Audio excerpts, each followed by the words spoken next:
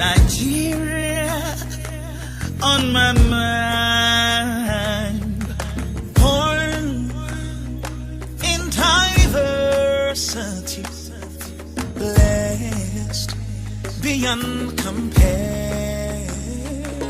Ooh,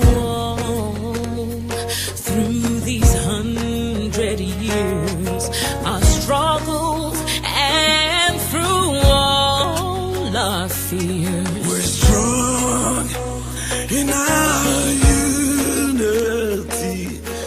Peace, our destiny. Here we are.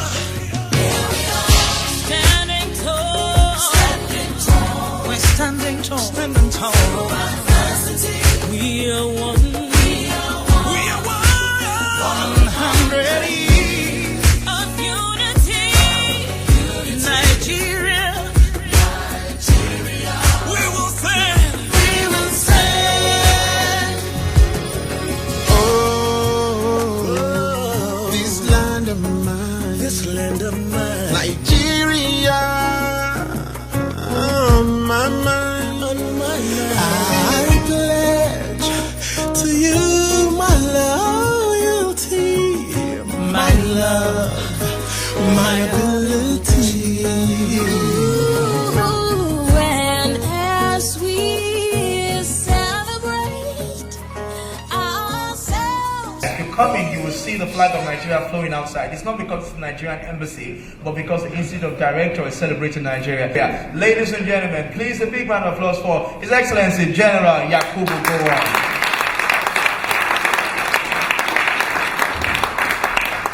We're expecting His Excellency the Governor of Bauchi State, Governor Isa Yuguda, His Excellency the Governor of Edo State was with us all day yesterday, and the MD of the Bank of Industry and other government leaders who are still on their way. But we have to move on, and we want to say thank you for those who came here on time. At that, I would like to invite to the podium or to the stage our first speaker for the introductory session. May I also quickly invite Mr. Simon Walker, the Director General of the Institute of Directors, to please come and sit on the podium. Please give me a big President, hand. Your Excellencies, Your Royal Highnesses, Governors, Senators, my Lords, ladies, distinguished guests, good morning and welcome to the Institute of Directors. I could not be more delighted to host such a high-profile delegation of leading business people, politicians, and cultural leaders on such a momentous occasion. It has been a remarkable 100 years for Nigeria. It is fitting that during these centenary celebrations, we can celebrate Nigeria becoming Africa's largest economy. And I have no doubt that during the course of this century, we will be talking about one of the largest economies of the world. It's me great pleasure, in a personal capacity, to welcome you to this, I think, very important discussion and forum about the economic opportunities of Nigeria. Nigeria and its dynamic and its growth and its potential is something which is in the frame, it is in the mind of everybody who thinks about Africa. People from all over the world try to take investment into Nigeria and all the other 53 African countries. We have had some successes, some real successes. We have in the 52 largest cities across Africa 78% penetration of mobile telephony. We have a lot of other statistics which, when you break them down to the data that we do have for Nigeria, you find Nigeria is the top in the young, in the mobile telephony, and in so many other ways. On behalf of One of Ife, he sends his goodwill message to this August occasion, and he promises support fully for whatever the outcome will be today. He said on behalf of the royalties, he promised that there will be an enabling environment for all investors who are interested in investing in Nigeria. We, the Royal Fathers, are ready to welcome you, give you the necessary environment and give you the services and cooperation needed to start your business. That would be a very good atmosphere for investment or doing business in Nigeria. It is very important that we continue this very good relationship and to make sure that others do not come and take over if I'm in this exceptionally good position that we've had. And today, of course, you know that China is coming in a very big way, and if you are not careful, they might probably displace Britain or any other investor in Nigeria. But however, we can rest assured that I'm sure Nigerians will give a preference to any good business investment in Nigeria first than any other. When I was growing up, I always say that every time we went on strike, it was when they were going to increase fuel price.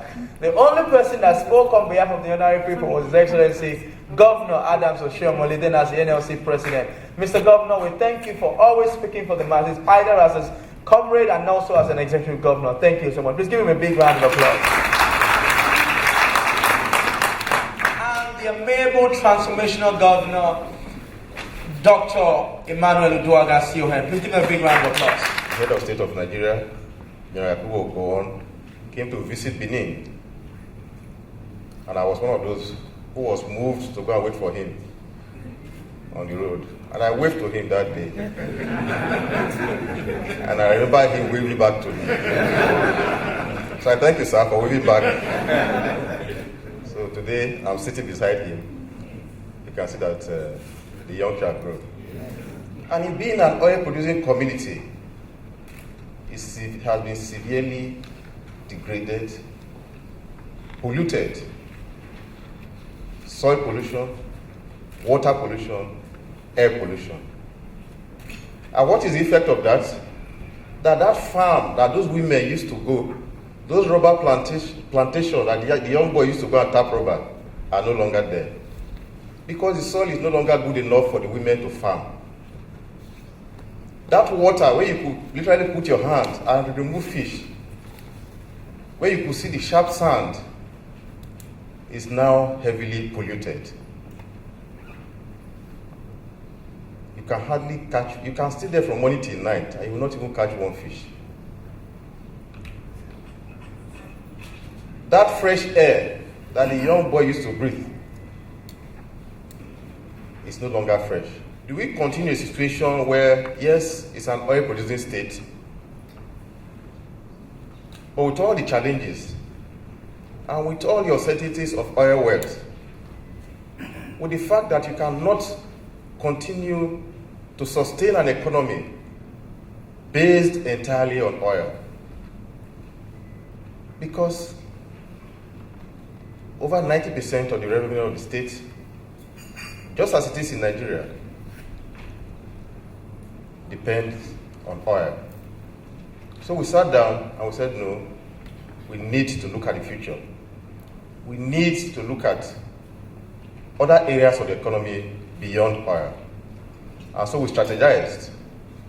And our strategy is what we call Delta Beyond Oil. I think the story of Nigeria is clear. Big elephant, some challenges getting on his feet, but there is no question that when it does get on his feet, it must dominate the forest.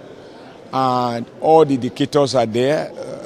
No perfect country, but huge opportunities. What would be your highlight of today's speech, especially with the governor of Delta State? Well, I think what he's done really is bring to the international community what we have been able to do in Delta State, especially in terms of improvements in infrastructure and, of course, the human capital to drive it. Because basically the message is Delta State is ready for investments. I was listening attentively to the governors. Being the Director General of the National Center for Women Development, I was very interested in what they had to say with regards to empowering women and education, particularly that of the girl child, which the governor of Bauchi State touched on. I was very interested in the small-scale industries that the governor of Delta State spoke about. I'd like to hear more details about exactly what they're doing, because that's a major area of challenge. There are funds available in Nigeria for businesses to grow, but very often the businesses that women handle are the small-scale industries, but they're crucial, they're important. They do provide empowerment, they provide employment, and these rural women don't quite understand issues like collateral, so we need to begin to think outside the box as to how to empower them. And by the way, women are very good at paying back loans. They're very focused on their businesses. These women run their household, they provide, they go out, they earn the money, they cook the food, they serve the food. They're in charge of the finances of the family. So they're crucial to economic development in Nigeria.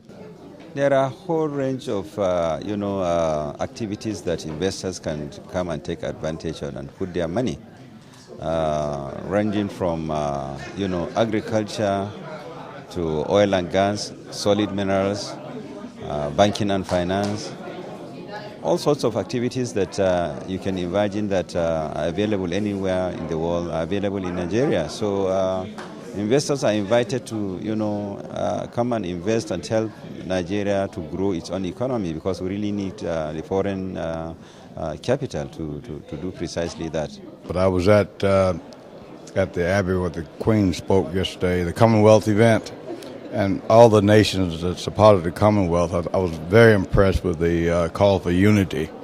And I believe if we are able to achieve that kind of unity, we'd have a very much better world.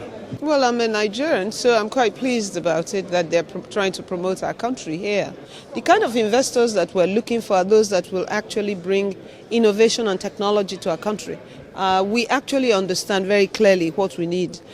We need investors who come and understand what we're doing and why we're doing it. The challenges we have is not that they cannot actually be overcome by ourselves, but in some cases we haven't had the will to do it because some of the times entrenched attitudes make it difficult. But I know that this administration has hit on the nail of the most important bottleneck that we had for development, which was the power sector. Our country is a great country, and it's a very unique country in the world. We strongly believe that there is no country that God has so endowed like Nigeria. And I personally believe in that because I studied a little bit of geography of the world. In terms of location, even as God would have it, after Lord Lugard has merged the southern and the northern protectors to form what is Nigeria today, we remain very central in the map of Africa and very central in the world. There are a whole range of activities that investors can come and take advantage of and put their money, ranging from agriculture to oil and gas, solid minerals, banking and finance, all sorts of activities that you can imagine that are available anywhere in the world are available in Nigeria. So investors are invited to come and invest and help Nigeria to grow its own economy, because we really need the foreign capital to do precisely that. My young girl, love is there for body. This thing they call love, not serious affair. Make you think well before you agree. I beg you, if you not like, you plan I'm well. Oh yes, man. If you love me, you will wait for me.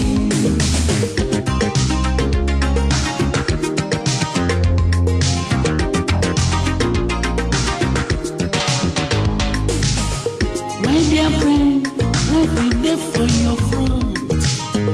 Take your time, oh, make you no spoil them. If you make children, are you ready to care?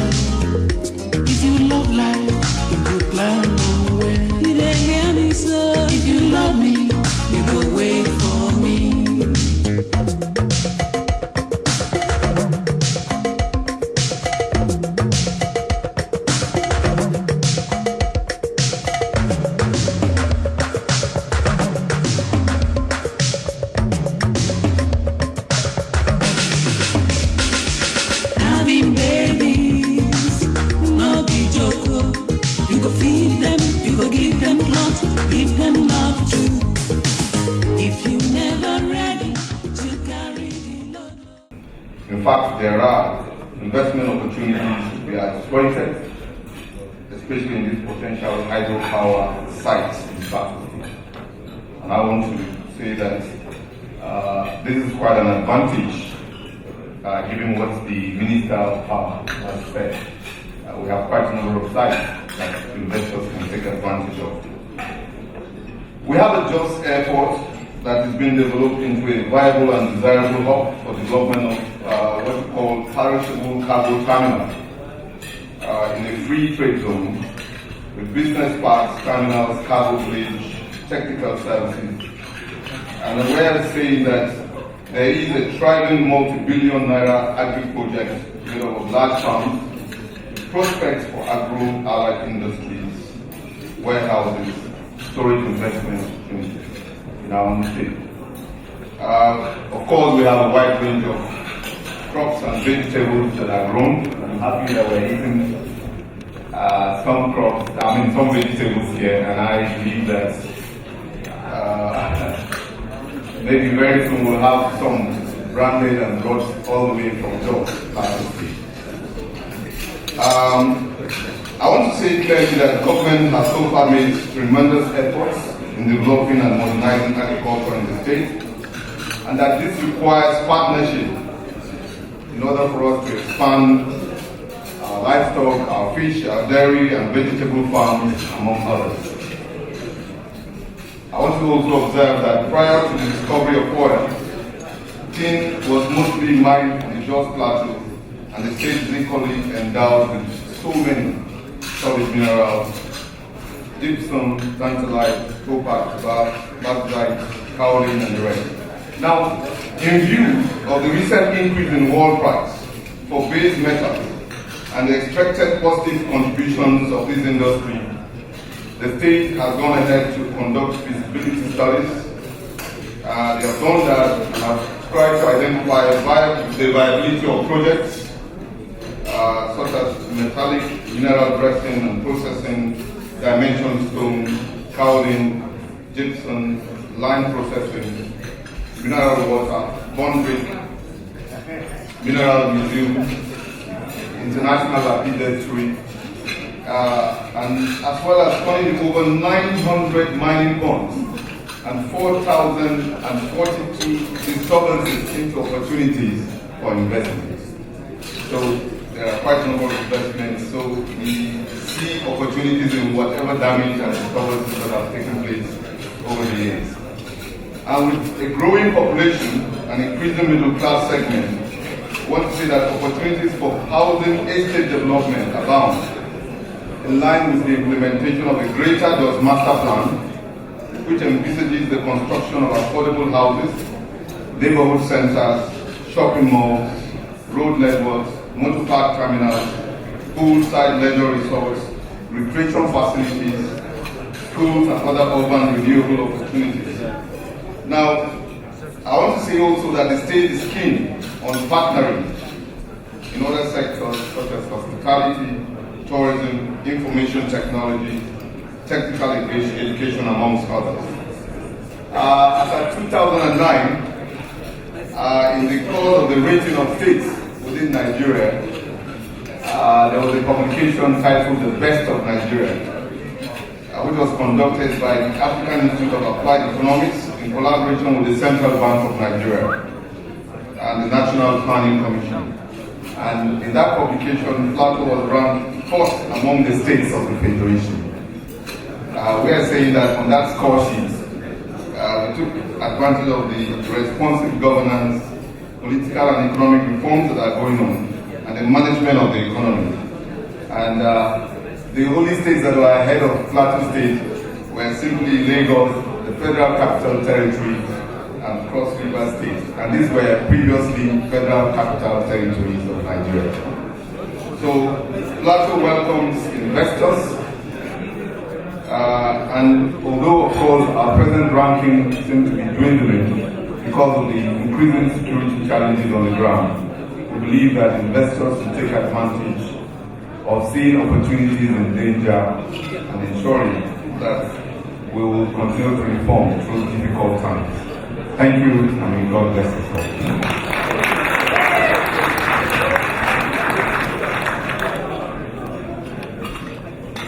you so much, Mr. Senator. In Nigeria, we have a thing called appellations and titles. We have madams, we have doctors, but in southwest Nigeria, there's only one Ogbeni. And that is the governor of the state of Osun, Ogbeni Raouf Aregbesola. An archaeologist, a distinct governor who has continued to make impact in southwest Nigeria, a leader of the park also in southwest Nigeria. Ladies and gentlemen, please welcome His Excellency Mr. Governor, ably represented by Special Advisor and the Director General of the Osun Economic Development Commission, Dr. Charles Akinola. Dr. Akinola, please. Please give me a big round of applause, everybody.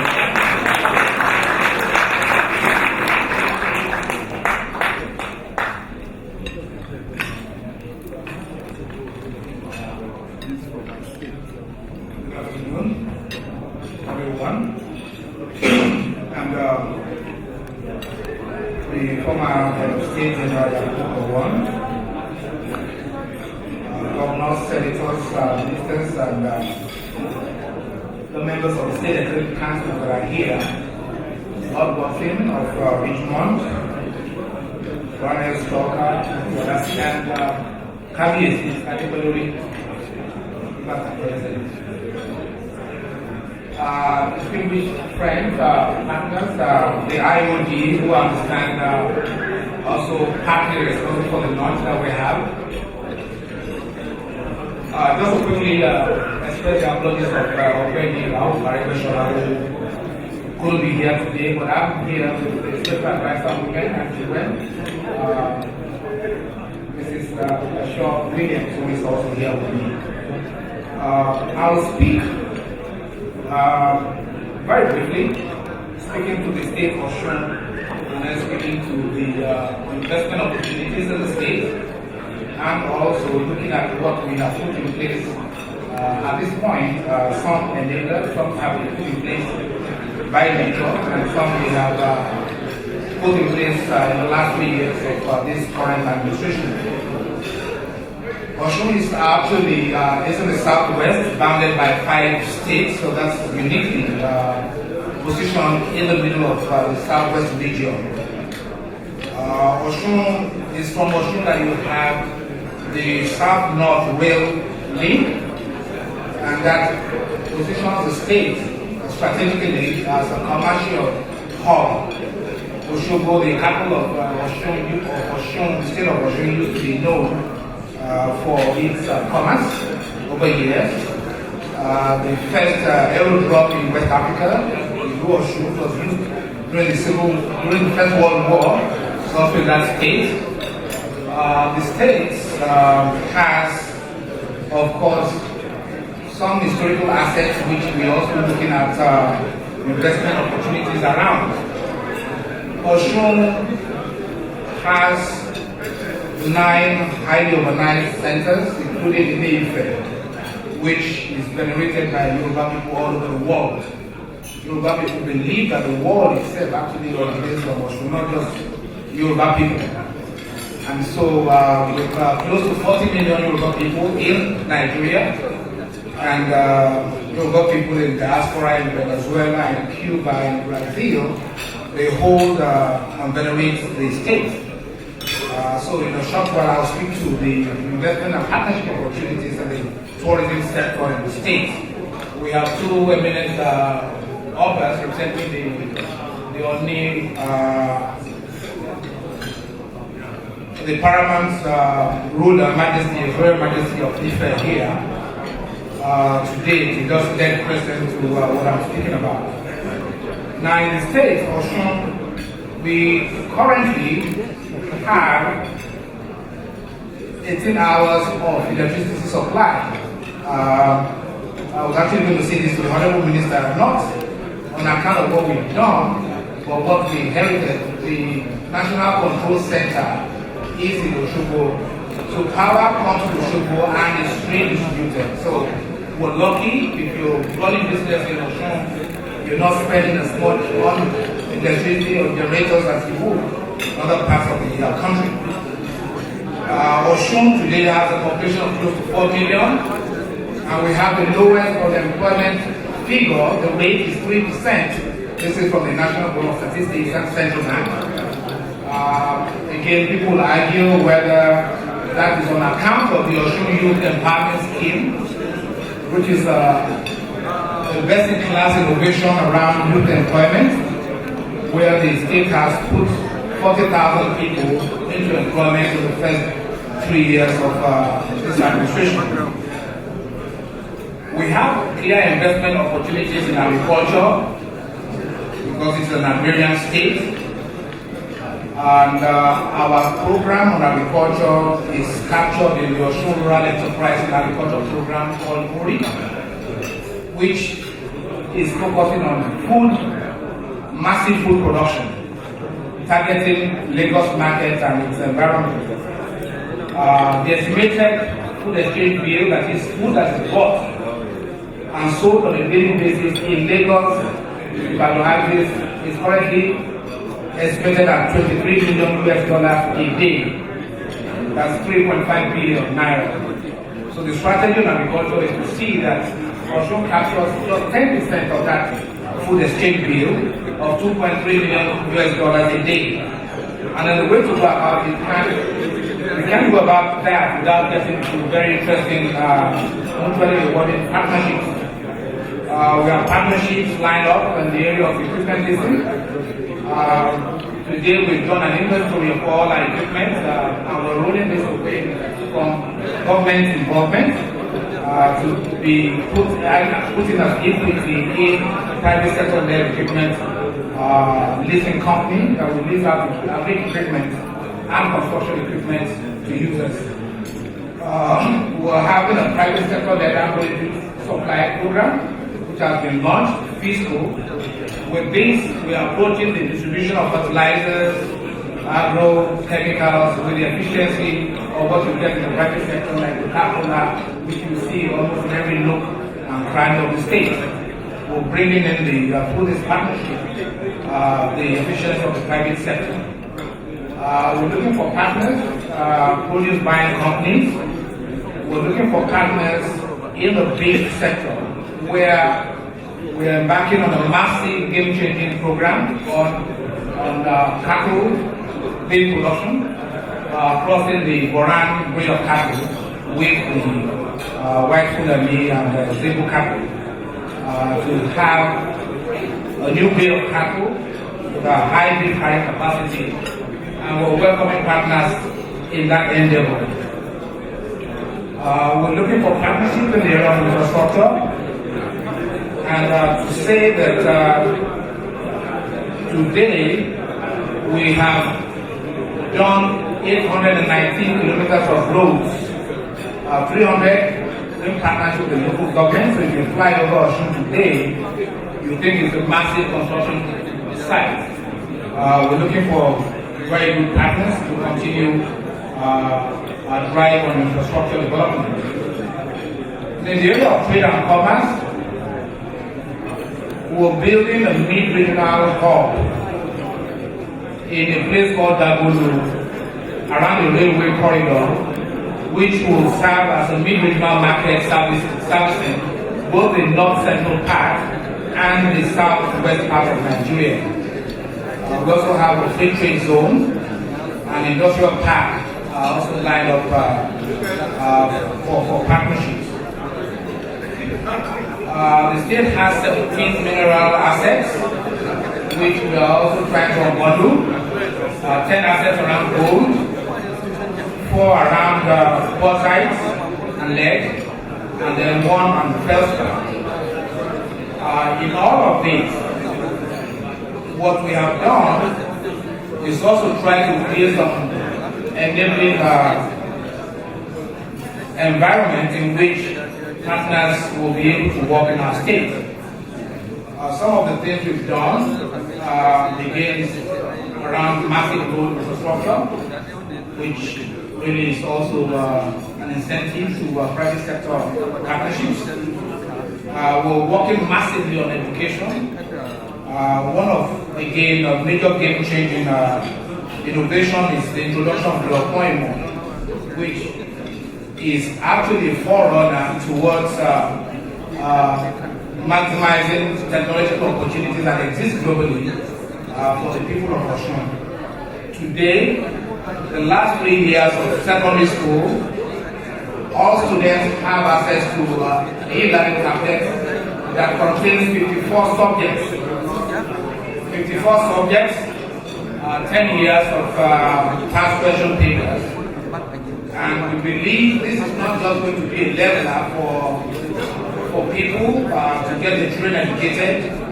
It's a very creative way of building a new workforce, the human capacity that we require for investments of the nature that we want. Today, we are partnering with Carnegie Mellon University, which is a top leader in the ICT sector in expanding what we're working on the Android-based learning tablets. So, in another year or two, some of the best software writers you will see in the West African sub-region will be coming from the state of Osun on account of this partnership. The state, of course, we have the Osun Youth Employment Scheme, which has taken 40,000 unemployed people out of the employment market. Now, the OES program is not only creating employment, it's also addressing the issues of heart and mind. You feel a lot more comfortable hiring people who have passed through the Osun Youth Empowerment Scheme than most others because they have the right attitude to work. In Osun State, we have a wide range of tax incentives, tax holidays, and tax exemptions for first-time investors in the state. And I think also, in addition to this, perhaps 2 unique institutional innovations that we brought into the state. It's about the creation of the Osun Economic Development Partnership Office, which is a one-stop shop to spur innovation and also to attract investments and partnerships into the state. So in the first group, the office has the convening authority to bring in all the partners that you need to work with you in whatever partnerships. We also, just like I think Governor Yuguda spoke about, we have internal arrangements through a newly created office that is an internal watchdog looking at reviewing all partnerships, the integrity of the deals that are structured, and working as the in-house anti-corruption agency. Ladies and gentlemen, I think Osun is ready for business, and we believe that you're coming to work in the state, which is peaceful. We operate with the Omolu Agiletos, which is proudly embraced by Ogbeni Ralph Arebeshola, and we're very, very glad to welcome you to our state. Thank you very much.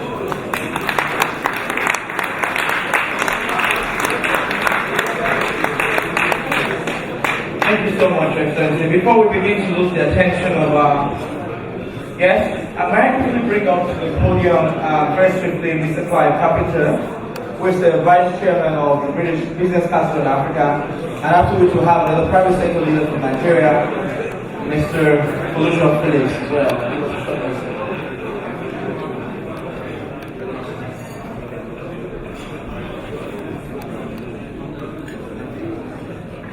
Distinguished ladies and gentlemen, I hope you'll forgive me if I just say all other protocols duly observed for the sake of brevity. I used to say to people when I was speaking about Nigeria that Nigeria was Africa's greatest secret. Well, that secret is now out. So what I say now, and I say to especially British investors that may be listening, or will listen to what is being said today, if you are not in Nigeria, you're not in Africa.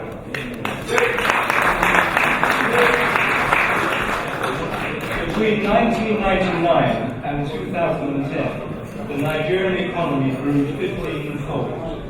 And Nigeria is now in the global club of emerging middle-income economies. There's a growing middle class, as we've heard from some of the speakers earlier, and that is estimated already at 23% of the population, that huge population of 170 million. And it is that middle class that is driving a lot of the developments we are seeing, especially a retail movement. We're waiting, as has been mentioned earlier, for the outcome of the rebasing of Nigeria's GDP. But I'm very confident that when the announcement comes, Nigeria's economy will be confirmed as the largest in Africa, and furthermore, as amongst the top 30 economies of the world. Not yet in the top 20, which is the ambition by 2020, as you know, but we're getting there. That Vision 2020, when it was first announced, people said it was a pipe dream, it was a myth, it would never happen. Well, it's going to happen. We've still got 6 years to go to 2020.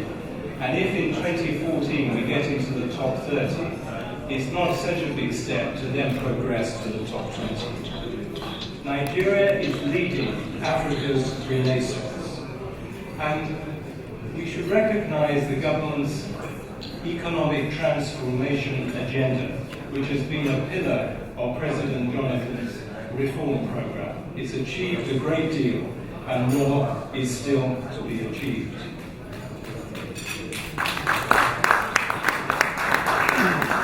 In terms of investment, inward investment, which we're looking at during our discussions today, already a great deal has been achieved. Nigeria is the largest recipient of foreign direct investment on the African continent already. And those that don't understand Nigeria, when they hear people like myself speaking, they'll say, well, yes, but it's easy for you to say these positive things. It's the oil and gas sector. But it's not. In fact, the growth is from the non-oil sectors: agriculture, mining, telecoms, construction, manufacturing, education and training, healthcare, insurance, and yes, retail. Nigeria has a vast and young human resource, 50% of the population being under 25 years of age, and a wealth of natural resources. I want to be brief, but I want to particularly emphasize one thing that has been touched on earlier. And that is that the UK has a very special relationship with Nigeria. And it was captured some years ago by the late President Yaradua, speaking at Mansion House.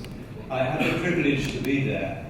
And I always remember his words, which for some strange reason were not widely quoted. President Yaradua said, you know, you people, the UK, you are our preferred partner. We welcome everybody in terms of investment, but you're our preferred partner. There's such a special relationship between us.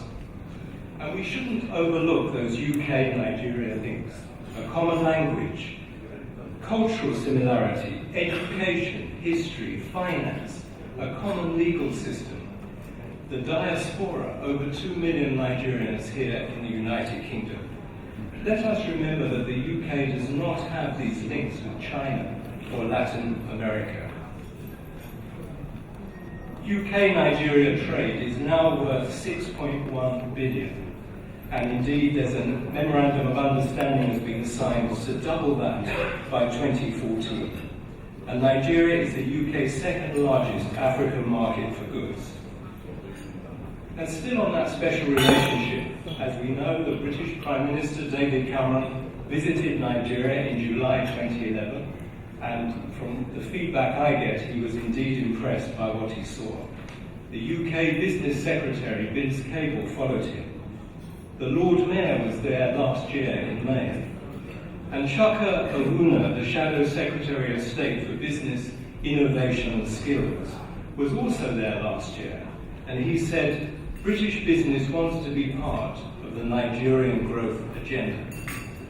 To emphasize this special relationship, last year, the Foreign and Commonwealth Office recalled Dr. Andrew Pocock as High Commissioner to Canada and appointed him as the new British High Commissioner to Nigeria.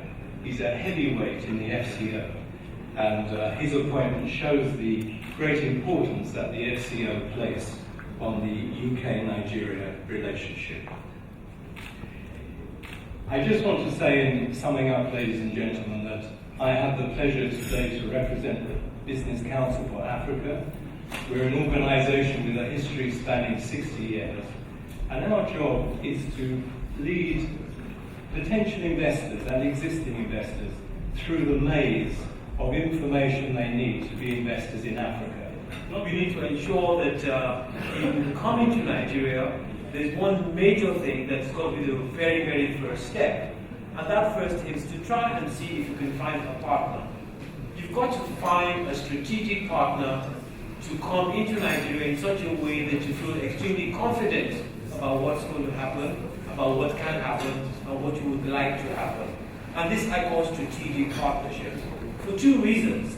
The first one is that you do need to ensure that you engage locals in anything that you're going to do, so that it can be sustainable. So you must try and engage Nigerians. The second thing is to ensure that you have somebody that is going to hold your hands and show you the way, and ensure that you're not doing anything that is not leading you in the wrong direction. So you've got to have the focus and ensure that the person you're engaging has the same kind of focus as yourself. You've got to ensure that the person has the same actual orientation as yourself in terms of the capability to deliver. You've got to ensure the person has credibility, because it'd be a shame to partner with somebody who has very questionable credibility, and these things get to bounce back at you later on. And that credibility includes excluding those brown envelope transactions, because these things catch up with you after a while. Ensure the person has the technological capability to deal with you. And most important of all, the simplicity or the character or the behavior or the way manner in which that organization or individual operates is something that you've got to bear in mind. I say these things very, very quickly, but not to rush through it, but to also emphasize to you that it's important to pay attention to the character of the individual, the character of the organization, and the character of the person that you want to deal with, in order to ensure that the things you want to do in Nigeria will work out right. We are very, very convinced about the possibilities, and like I said, we could go on and on talking about those possibilities, but the fact remains that you've got to ensure that in executing them, you do it in a way that is sustainable and allows you to enjoy the initial intention that you had of coming to Nigeria in the first place. So that's my first story. The second one is a very, very simple one. I would like, just on my own, to acknowledge the work that our dear friend Dayo has done. I think he reminds me of what I used to do about 20 odd years ago, running around and trying to sing the story of Nigeria, trying to talk about the reasons why Nigeria should be the place for us to invest. And I used to do a lot in South Africa. And I used to explain to people who ask about Nigeria, I said, well, just look at the flights. You know, are the flights full or empty? And when you look at them, who do you see in those flights? Do you see Nigerians or South Africans? And the answer is the flights were full, and they were full of South Africans. So when you talk about South Africans in those days, saying that don't go to Nigeria, it's not the place to go, it's not safe, and so on and so forth, I say, look at those planes. Because the smart people come to Nigeria, and they discover gold, and tell others not to bother.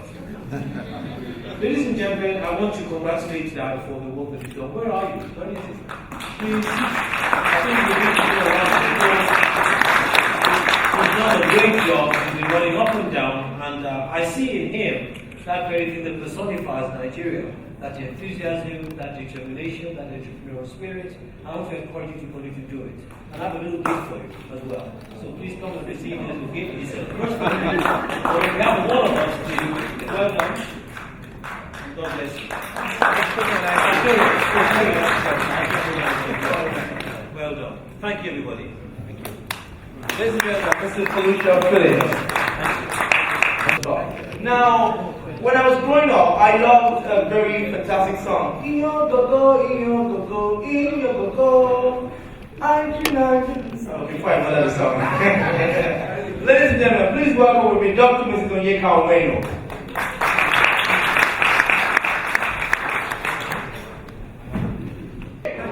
La keep us together.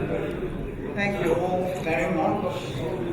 My name is Onyeka Uwen.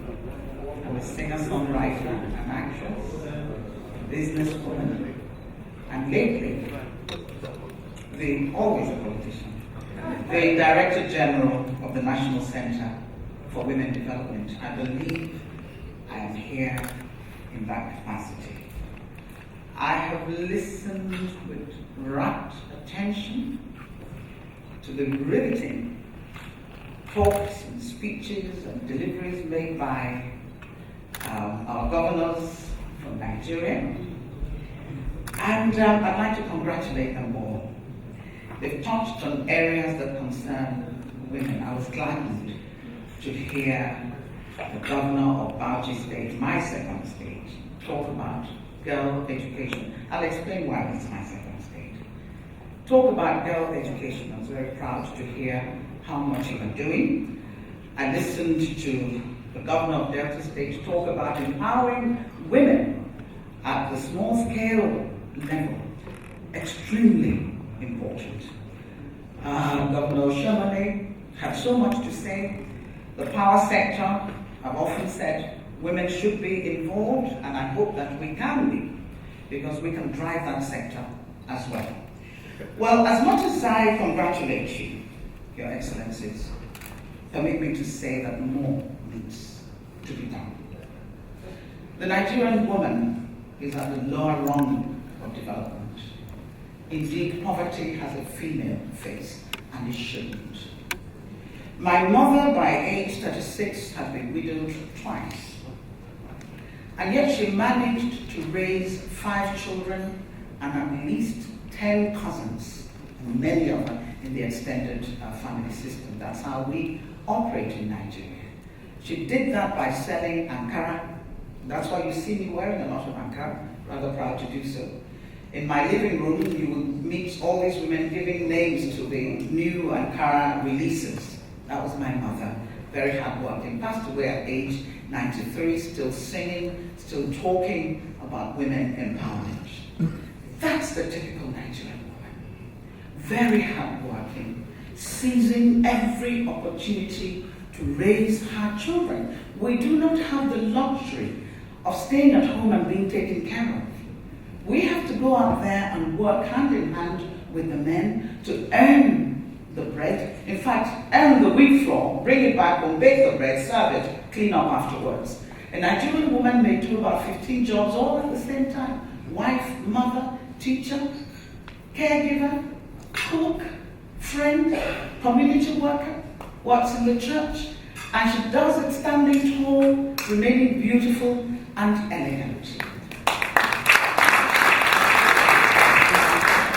But how much are we doing for these women? How much do we really realize that there can be no development without the empowerment of women? Well, the agency, and I think every governor has come here to talk about their state. Now it's my turn. I will talk about my agency, but very briefly. What do? We are all about empowering women, training women, and advocacy for women's issues, and that's about every issue that is on the table. Because we're not that well funded, we have to think outside the box. We realize that one of the setbacks that women have is the fact that government may have all these programs for women. The ministries, the different state governments, the agencies, but the women don't know about it. So what we must do is take all this information to the women in the rural area. We want to come around to every state and gather women and talk about these issues, but we found another way of doing it.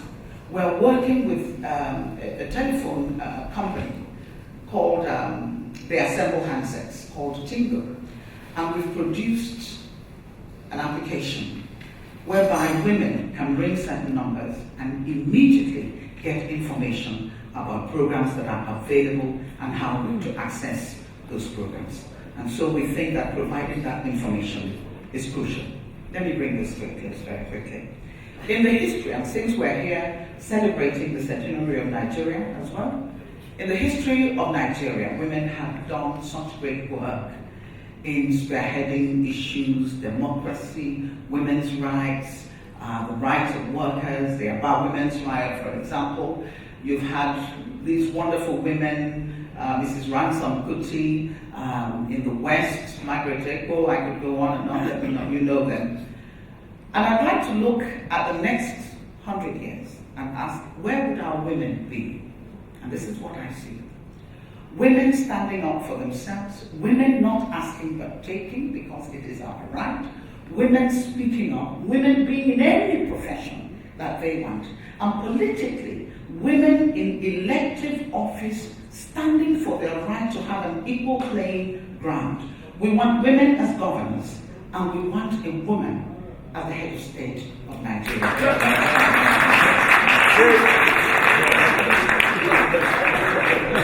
Having said that, I'd like to ask you to please invest in women. They are your mothers, your sisters, your daughters, your sisters, your everything. Once you empower us, you are empowering a whole nation. Now, as an artist, it fell on me to write the theme song of the centenary celebrations called This Land. And I'd just like to read a few lines from it. It starts, "Oh, this land of mine, Nigeria on my mind. Born in diversity, blessed without compare. All through these 100 years, our struggles and through all our fears, we are strong in our unity, and peace is our destiny. Here we are, standing tall. Through adversity, we are one, 100 years of unity. Nigeria, we will stand."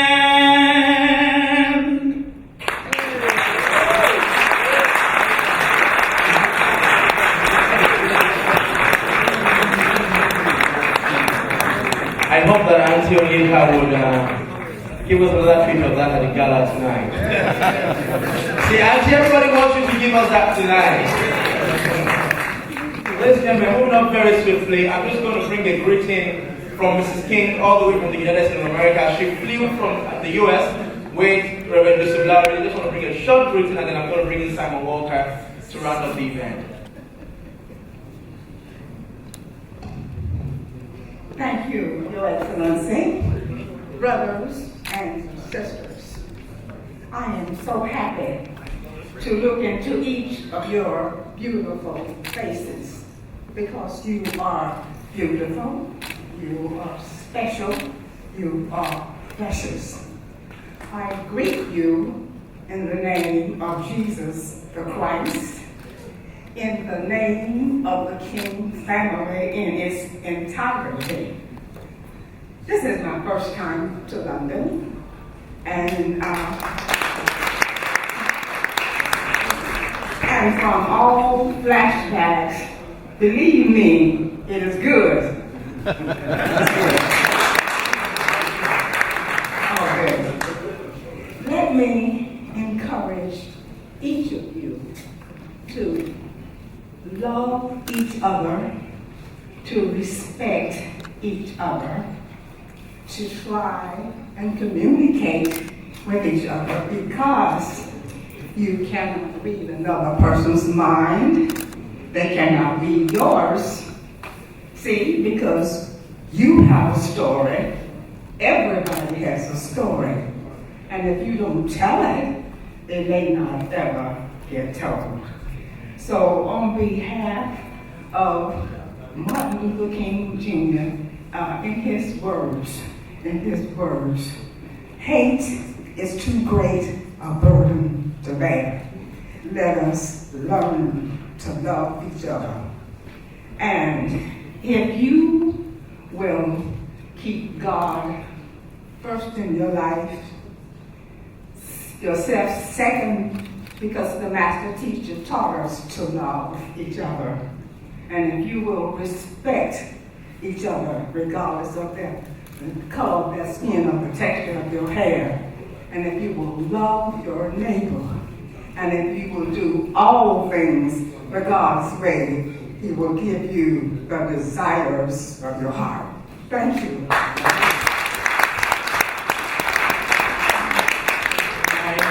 Thank you so much, Ms. King. She came here with a whole delegation from Atlanta, including Dr. Bas Nobanjo, who is the president of the A.D. King Foundation. Dr. Bas, thank you so much.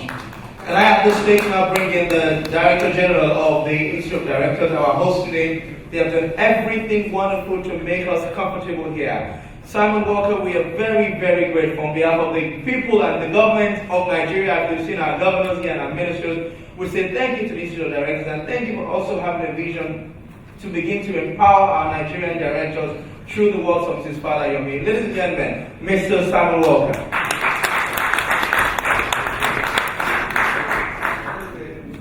Your Excellencies, distinguished guests, friends, thank you for being here today. It has been a great honour as well as a pleasure to welcome you to the Institute of Directors during your centenary celebrations, and I hope that the friendship we've reinforced today will strengthen the great bonds between the UK and Nigeria. In rooms like this, our minds sometimes turn to the past, but actually the IoD, the Institute of Directors, is at its best when it looks to the future, and so are we as countries. Together we should look to the future where ideas, business and people can operate in a global market. Chief Eniola Fadeyomi at the table over there leads IoD Nigeria, our sister organization based in Lagos. IoD Nigeria holds the same values that we do in London at the Institute of Directors, a belief in a free market that will deliver jobs and prosperity. And it has a crucial role in corporate governance, and we are working together with them.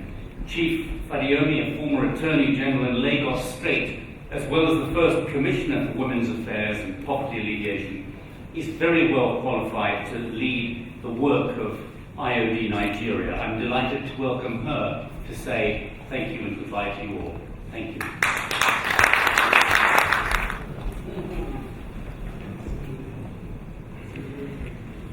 Your Excellency, the past Head of State, General Yakubu Gowon, visiting governors from Nigeria, Minister for Power,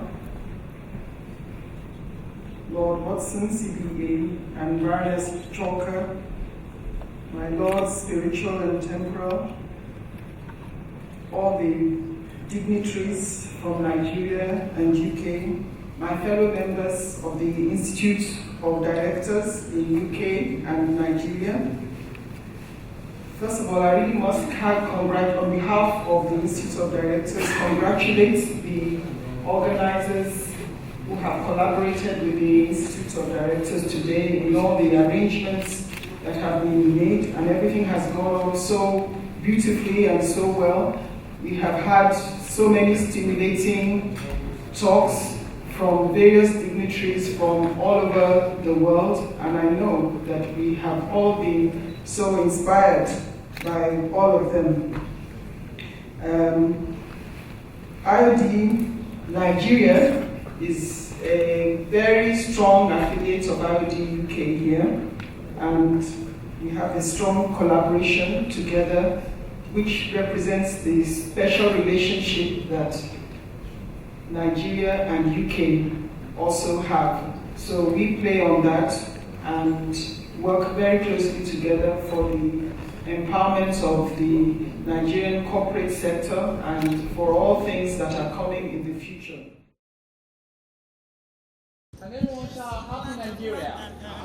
Yeah. Happy Nigeria. Thank you. Thank you very much. In diversity, yes, blessed beyond compare. Through these 100 years, our struggle. It has been a wonderful program that has been arranged by this group with our young Dio Infaman showing off so brilliantly, and I think, is it Mr. McMahon, I think, who was really doing it is his, strength this time. And it has gone exceptionally well. I'm sure you have listened to the various interviews or various comments by various leaders, the governors, and by also Minister for Power, and showing that certainly Nigeria is the place for investment, and your investment is good. Now, this has been the promise that one had made, that one had made to the British investors as far back as '73, and we've continued to make it all the time. That old traditional relationship between the two countries is an opportunity for them to do more than what they've been doing, because they are now having great challenges from other nations, especially Asia, in Asia. So I think it is a good meeting, which I'm sure the British people will get a lot of value from, and we thank the Institute of Directors for really making this a wonderful centenary meeting to celebrate Nigeria's centenary. And now, they're showing hope for a greater Nigeria for the next 100 years. And it is to you, the young people, that honestly we depend on, making sure that you hold the country dear, hold it together, and do your best in whatever you are doing until that time comes when you are called to shoulder greater responsibility at a riper age. Good luck to you. Thank you very much, sir. Well, at least now I know it, who you are. You are saying, not the one that sings, but well done. How's today been for you, sir? Today's been a great event. I mean, it's been a pleasure as well as an honour for the Institute of Directors to host such a distinguished gathering. I mean, the relationships, the business relationships between Britain and Nigeria have always been important, but we can tell in the future they are going to be more important than ever, because of the high level of economic growth and the demographics of Nigeria that says this is a market that Britain really needs to focus on. And so, in terms of moving forward, how do you see the relationship building between some of the leaders that have turned up today? Well, the Institute of Directors in London has a very strong relationship with the Institute of Directors in Lagos, in Nigeria. And one of the areas we hope to focus on is training in corporate governance, professional development, which is what we do a lot of in Britain. And we think we can bring those skills to the Nigerian corporate scene as well. So what would you say is the future for the IoD in about 5 years' time with Nigeria? I believe it should be one of our strongest connections. I mean, I plan to go to Nigeria later this year for the IoD's convention there, and I believe we can develop stronger and stronger links as time goes by. My name is Adekunle Badmus, CEO Goodmus Systems Solution. It's a conglomerate. We run, we do Goodmus Study Abroad Learning Center across the nation in Nigeria. And for this program, I must appreciate the organizers. It's a fantastic one. I almost not want to come because I was busy planting centers across the states of Nigeria. But I just felt that there is not any good time for something. You just have to create time for an opportunity like this, and I've not regretted it. It's wonderful, and quite promising, and kind of the idea, Ministry of Directors here to have, come into this level of partnership with this program at a time when, in the country, in Nigeria, we are not just, looking at a political structure being set right, but also, putting all of our economic issues and structures in place. It's no better time than to reach out to our, preferred country for investment, which is the UK, and to partner with the Institute of Directors here at this level, I believe have been a great fit for us. And seeing the representation that we've had today, I'm glad about the success of the event, celebrating the 2 centenaries, Nigeria's as well as the Commonwealth 100 years of the First World War. It's interesting that it's happening at this time, and we're both, the 2 countries and its representatives at this level are able to come together and forge forward a platform by which investments would be enhanced in the country. Oh, I think it's been a great day, and of course it's not over. Of course we have the dinner tonight, but no, there were a lot of people here, and I think it provided real dialogue between the Nigerian and the British sides, and I was particularly impressed that we had the governors explaining really and in detail what their states offer to inward investment. Fantastic. And were there any particular initiatives that caught your attention, maybe? Well, I was particularly struck, actually, by the presentation on the Delta state and the infrastructure vision that they have, and I think that's very important, because what investors in this country and outside Nigeria are looking for is initiative on the Nigerian side. We all know the economy's big, we all know it's growing, but what are the Nigerians really doing to maximize the opportunity they've got? And in terms of moving forward, obviously there's been so much said today. How can you see the UK kind of forging forward with the Nigerians going for the next 100 years, maybe? Oh, I think we're going to have a very close relationship, because if you really look at the fast expanding economies around the world, Nigeria is one with which we have historical links, and very important, we have the linguistic link of English, and that really matters. And, if you look at some of the other countries like China and so on, we don't have comparable links. So it's very good.